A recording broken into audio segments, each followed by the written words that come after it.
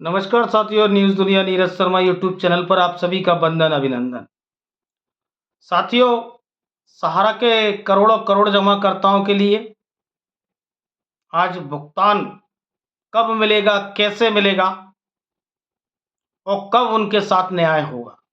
इस देश की न्यायिक व्यवस्था आज इस देश के गरीब जनता के साथ न्याय करने के लिए तैयार नहीं। आज ये वीडियो बनाते हुए मुझे बड़ा दुख हो रहा है और मैं स्पष्ट रूप से कहना चाहता हूं कि आज हाई कोर्ट और सुप्रीम कोर्ट में गरीबों को न्याय मिलना आज मुश्किल नजर आता है। गरीबों के साथ में आज कोई खड़ा नजर नहीं आता, चाहे वो केंद्र की सरकारें हों, चाहे वो राज्यों की सरकारें हों। और सरकार और राजनेता केवल आपको एक वोट बैंक ही मानकर चलते हैं। सरकार और राजनेता केवल अपने स्वार्थ के लिए चुनावों में आपसे वादा करते जरूर नजर आते हैं, लेकिन उसके बाद उनके सुर बदल जाते हैं। इसी तरह का मामला आप लोगों को देखने को मिला झारखंड में। आज झारखंड में हेमंत सोरेन सरकार अपने मैनिफेस्टो में सहारा के जमाकर्ताओं को भुगतान दिलाने की बात करती नजर आई और कहा कि जो एजेंट खत्म हो गए, जो एजेंटों ने आत्महत्या कर ली, डिप्रेशन तनाव में खत्म हो गए, उनको हम मुआवजा देंगे। लेकिन आज 3 से 4 माह बीत जाने के बाद झारखंड सरकार सिंगल एक व्यक्ति को मुआवजा नहीं दे पाई। जिस तरह से उन्होंने वादा किया और जिस तरह से हेमंत सोरेन ने सार्वजनिक सभाओं में सहारा का मुद्दे को लेकर उन्होंने बयानबाजी की, लेकिन एक व्यक्ति को आज तक मुआवजा नहीं मिल पाया।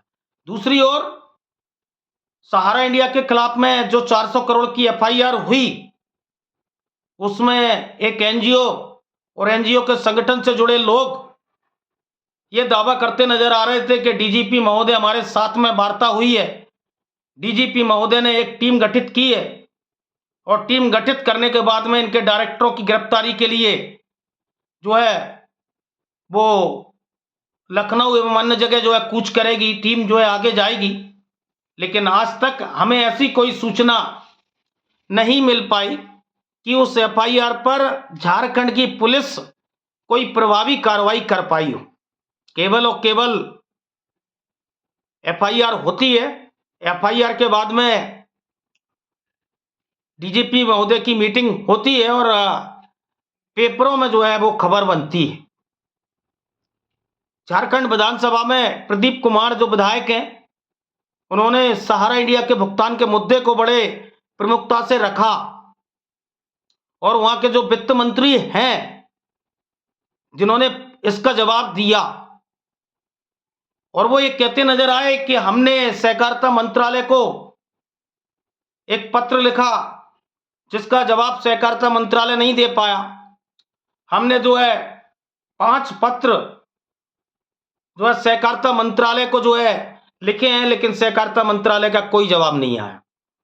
आज उत्तर प्रदेश माफ करिए झारखंड की सरकार ये कहती दिख रही है कि जो सहारा क्रेडिट कोऑपरेटिव सोसाइटियों का डाटा है वो हमारे पास आ चुका है। वो लगभग 31,000 करोड़ का डाटा है जो निवेश झारखंड में सहारा इंडिया की क्रेडिट कोऑपरेटिव सोसाइटियों के माध्यम से लिया है। अरे भाई, डाटा आपने ले लिया, सहारा ने दे दिया, डाटा से क्या होने वाला है? डाटा से क्या होने वाला है? आप ये बताइए कि भुगतान के लिए झारखंड की सरकार क्या करने वाली है? क्या पत्र का ही खेल खेलते रहेंगे? आज जमाकर्ता तो पैसे के अभाव में है, जमाकर्ता के पास तो जिंदगी भर की खून पसीने की कमाई उसकी डूबी डली है। लेकिन सरकार आज झारखंड की विधानसभा में यह जवाब देती है कि हम एक प्रतिनिधि नियुक्त कर रहे हैं, उसको जो है हम सहकारिता मंत्रालय में भेजने वाले हैं। तो सरकार सहारा के जमाकर्ताओं के लिए और झारखंड की सरकार झारखंड के लोगों के लिए क्या करने वाली है?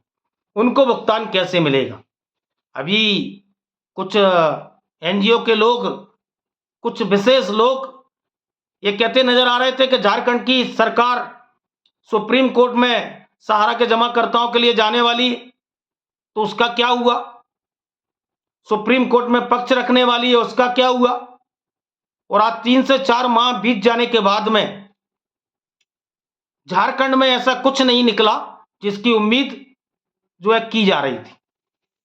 हालांकि ये मेरा वीडियो कई लोगों को जो है बुरा लगने वाला है, लेकिन सच्चाई यही है। पूरे देश में, पूरे जनमानस में यह दिखाया गया कि झारखंड में बहुत कुछ बड़ा होने वाला है, लेकिन जमीनी धरातल से ये सभी चीजें अभी बहुत दूर हैं, बहुत दूर हैं। साथियों, आज झारखंड में सहारा के जमाकर्ताओं को भी पैसा नहीं मिल रहा और देश के किसी भी कोने में सहारा के जमाकर्ताओं को पैसा नहीं मिल रहा। आज सुप्रीम कोर्ट आपकी बात सुनने के लिए तैयार नहीं। आज संयुक्त ऑल इंडिया जन आंदोलन संघर्ष न्याय मोर्चा ने 2 बार जनहित याचिका PIL के लिए सुप्रीम कोर्ट की ट्रिपल बेंच का दरवाजा खटखटाया। सुप्रीम कोर्ट आज गरीबों के साथ न्याय करने के लिए तैयार नहीं। आज जो FIR हुई उसमें NK पाल और इनके कुछ जोनल मैनेजर पर जो है इनको आरोपी बनाया गया। क्या हुआ? वो जमानत के लिए कोर्ट गए, एक NGO ने उसका विरोध किया और उनकी जमानत खारिज हो गई। कोई बात नहीं, खारिज हुई, उसके बाद वो हाई कोर्ट जाएंगे, हाई कोर्ट से नहीं मिलेगी वो सुप्रीम कोर्ट जाएंगे, और यही होता रहेगा और ये मामला इसी तरह जो आगे खिंचता रहेगा। ये जो हो रहा है वो हमने मध्य प्रदेश में किया है। हमने करुणेश अवस्थी की जमानत याचिका खारिज करवाई है, हमने जोनल मैनेजर शिवाजी सिंह की जमानत याचिका मेरे शिवपुरी में खारिज करवाई है, लेकिन क्या हुआ?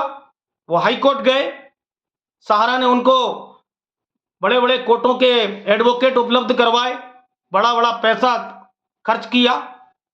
इसी तरह उज्जैन के जो है देवेंद्र शर्मा, वो भी जेल में बंद थे, लोअर कोर्ट में उनकी जमानत याचिका खारिज हुई, हाई कोर्ट से उनकी जमानत याचिका खारिज हुई, इंदौर हाई कोर्ट से, उसके बाद वो सुप्रीम कोर्ट से जमानत पर बाहर हैं। तो ये जो हो रहा है झारखंड में वो कोई नया नहीं हो रहा, और ये पूरे मामले को आगे और आगे खींचते चले जाएंगे। आज न्याय केवल और केवल पैसे के दम पर जो है न्याय में देरी हो रही, न्याय नहीं मिल पा रहा। मैं ये कहकर किसी का मनोबल को तोड़ना नहीं चाहता, मैं ये कहकर किसी जो आज लड़ रहे हैं, लेकिन हकीकत यही है कि सहारा को इन सभी मामलों को उलझाना आता है, इन सभी मामलों को उलझाना आता है। सहारा आसानी से आपको भुगतान देने की पक्षधर न कभी रही है, और सहारा का इतिहास है कि 1 लाख देने में 10 लाख कानूनी प्रक्रिया में खर्च हो जाए, उसके लिए सहारा 10 लाख खर्च करेगी, लेकिन 1 लाख रुपए आपको आसानी से भुगतान नहीं देगी। मध्य प्रदेश में उपभोक्ता फोरम के आदेश जितने भी आए उनको राज्य आयोग में चैलेंज किया गया, और राज्य आयोग में चैलेंज करने में 50% अमाउंट एज ए सिक्योरिटी के रूप में जमा करना पड़ता है। तो सहारा आज अपने पैसे के दम पर न्याय को जो है तारीखों के फेर में उलझाने में लगी है, लेकिन झारखंड में भी आज सरकार से जो उम्मीद और विश्वास थी कि कुछ बड़ा एक्शन करेगी सरकार, अगर सहकारिता मंत्रालय उसके अधीन नहीं है, लेकिन आज अगर FIR करी है, FIR हुई है, तो उन पर सख्ती से इनको गिरफ्तार करने का जो है जिम्मा तो आज राज्य सरकार और झारखंड की पुलिस के पास है। आज इन पर प्रभावी कार्रवाई करते हुए, इनके वारंट जारी करते हुए, वारंट जारी कोर्ट से करवाते हुए इनको गिरफ्तार तो जो है झारखंड की सरकार और इनके जो खुफिया तंत्र है वो कर सकता है। लेकिन इस पर भी झारखंड की सरकार आज मौन है, क्योंकि राजनेता है, राजनेता केवल भाषण देते हैं, नेता केवल एक वोट बैंक समझते हैं और इससे ज्यादा कुछ नहीं। तो आज जो लोग आंदोलन कर रहे हैं, जो लोग लड़ रहे हैं, तो मुझे तो ये लगता है कि राजनेताओं से कुछ नहीं मिलने वाला, नेता केवल आपको एक वोट बैंक ही समझे। चलिए, जागरूक रहिए, अपने हक के लिए लड़िए। जो मेरे दिमाग में था और जो मुझे सही लगा उसको मैंने बोला है। अगर किसी की भावनाएं आए तोती हैं तो जो है मैं माफी चाहता हूं, लेकिन सच्चाई यही है। ये राजनेताओं का और राजनीति करने वालों का असली चेहरा है। जुड़े रहें न्यूज दुनिया नीरज शर्मा यूट्यूब चैनल के साथ में। बहुत बहुत धन्यवाद, आभार।